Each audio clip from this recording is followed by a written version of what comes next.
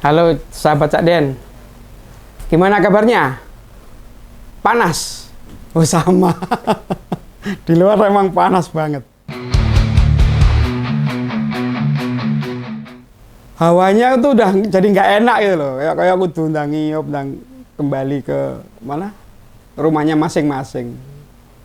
Tapi ya ini ada yang bagus ini, masalah Mas Kaisang yang muncul lagi ke kantor DPP PSI itu. Lakone muncul, lakone muncul. Setelah berhari-hari dicari, nggak ketemu, nggak diketahui di mana dia berada. Keluarganya, teman-temannya di PSI, ya kok tiba-tiba jedul muncul di kantor DPP PSI. Yang katanya mau apa? Ya rapat atau kegiatannya sehari-hari lah. Tapi herannya tuh kok dia diem aja ya. Dia nggak tahu atau nggak mau ya untuk mengklarifikasi tentang apa yang sedang terjadi berkenaan dengan dirinya itu. Tentang masalah itulah. Nanti kita bahas. Badannya gede padahal. Ya kan kuat, usahanya akeh. Duitnya ya miliaran. Tapi ya mentalnya seimut mainan di atas dashboard mobil. Kecil banget. Mentalnya kuat itu. Benar-benar ya. Ketemu wartawan ya diem aja. Ketemu siapa-siapa juga. Ya halo ya. Nggak kayak biasanya. Curiganya ya siapa ya sakit gigi atau podo-podo ngidam kayak istrinya. Atau pas lapar. Nggak mau ngomong. Mas, enggak berniat ke KPK toh Mas? Iya, jelasin kayak kenapa? Apa jenengan itu takut? Ngapa bingung kalau mau jawab? Takut diinterogasi macem-macem. Nek takut yo, oke kancane yo. Diehardmu kan banyak. Ngajak dari struktural lah, PSI. Pak Ade Armando atau Helmi Yahya atau siapa aja lah, atau Raja Juli kan bisa aja ngajak, atau simpatisan yang banyak itu katanya. Mosok masih takut aja mas, atau kalau paling enggak lah, kalau mentok ya minta dianterin bapak atau kakanda ya toh, itu malah ampuh itu. Mosok takut, badanmu besar bos. Ya masalah apa sih sebetulnya? Ya masalah jet kemarin tuh loh. Ya masalah rame-rame ya dengan pergi ke luar negeri bersama sang istri dengan naik kendaraan pribadi yang super mahal, super mewah, super lux. Dikala apa ya, sedang terjadi pergolakan di dalam negeri. Teman-teman tuh sedang berkeringat, berdarah-darah. Nanti ditembaki polisi barang. Malah jenengan ke luar negeri, mas sama istri enak-enakan makan roti sepotong 400.000. Itu pesawatnya dapat dari mana? Coba dari mana? Ya katanya dari apa, Mas Sopi orangnya itu tuh. Gini loh, bukan masalah jenengan berangkatnya naik pesawat loh ya, nggak masalah sih saya. Tapi kemahalan, dan kamu pas berangkat flexing, wah ini saya di sini, pulangnya diem, ngapain? Cemen banget, masa anak presiden secemen itu.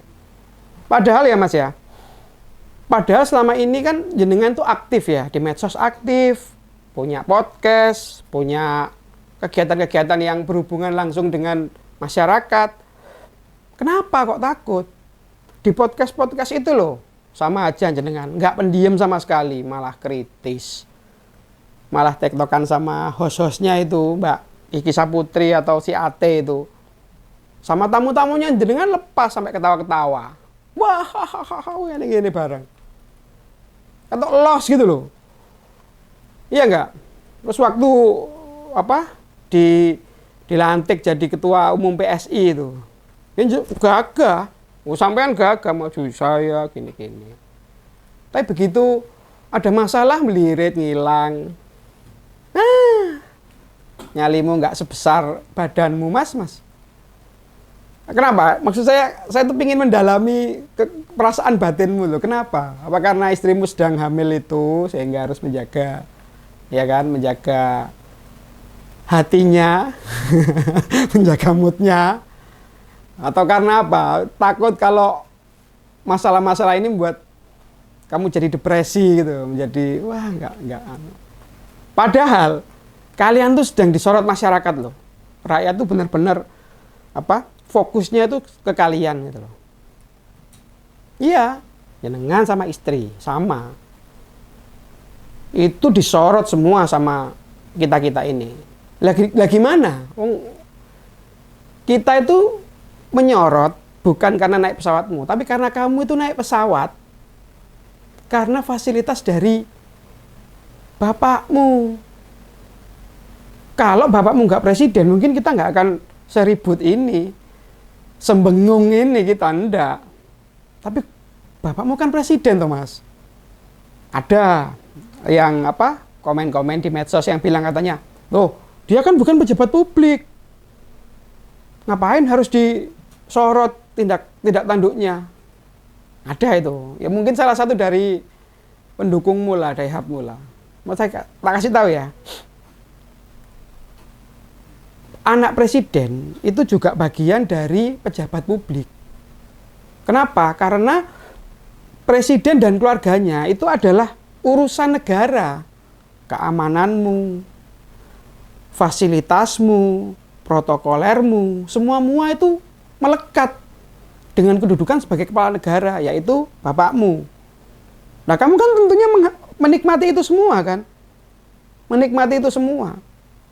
Bahkan ketika kamu pulang ke Indonesia itu loh, yang bawa banyak barang-barang yang harusnya kena cukai. Apa kamu bayar cukainya?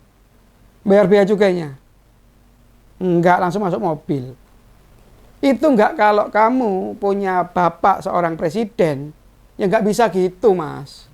Masuk dulu, pakai deklarasi, oh ini barangnya dibayar, ini sekian. Jadi ini benar-benar gara-gara bapakmu. Ya kalau yang dibilang orang gratifikasi ya benar. Ya itulah bentuk gratifikasi. Ya kita belum tahu tujuan dari petinggi Shopee atau bosnya Shopee itu ngasih fasilitas ke sampean. Kita belum tahu. Kita juga nggak diajak deal-dealan. Yang tahu ya keluargamu paling, aku juga nggak tahu. Tapi intinya itu Mbok ya punya empati gitu loh. Mbok ya punya empati sama masyarakat yang sedang susah. Gas tuh susah, Mas.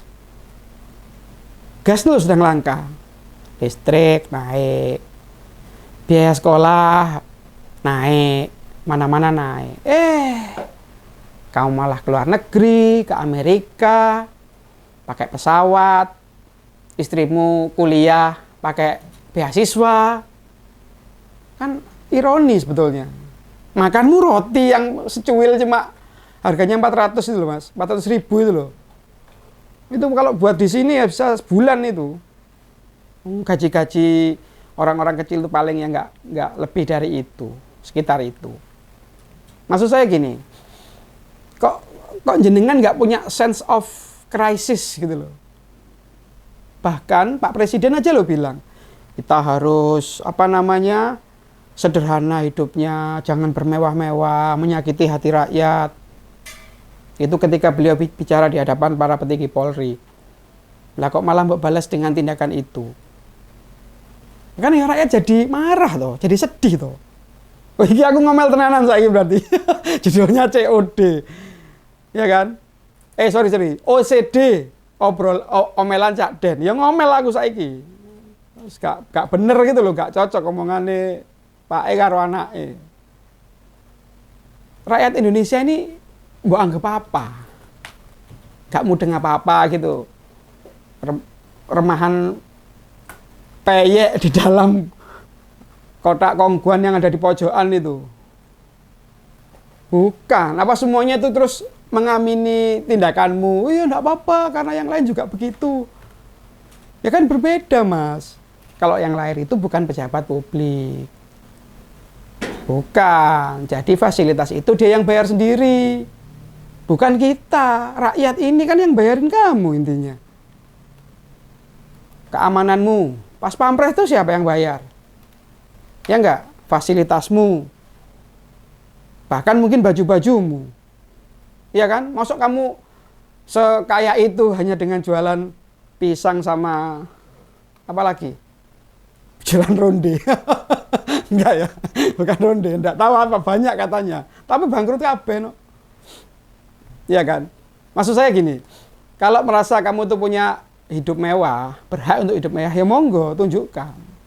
Kalau itu benar-benar hasil dari usaha. Bukan gara-gara ini ngambil keuntungan dari kedudukan bapakmu ini. Bukan. Kalau dari hasil bisnis, oke saya. Seperti Pak, misalkan yang punya pesawat ya, Pak Surya Paloh, keluarganya CT, keluarganya Pak Haritanu, misalkan ini, saya juga nggak tahu, belum pernah diajak. Ya, itu nggak apa-apa.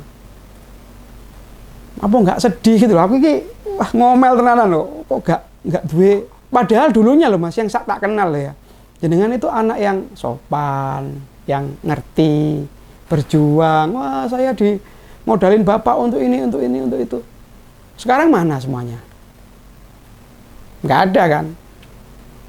Udah gini aja, tolong segera hadapi itu KPK yang katanya mau nanya itu, menanyakan apakah ini gratifikasi atau enggak, yang gentle Mas, sesuaikan dengan badanmu yang kayak semi rambut udah besar gini, bisa wah gini ya kan, bojomu ya ayu ya enggak, gentle dihadapi sebagai seorang anak bangsa, sebagai manusia yang terhormat. Datangi KPK, jelaskan semuanya.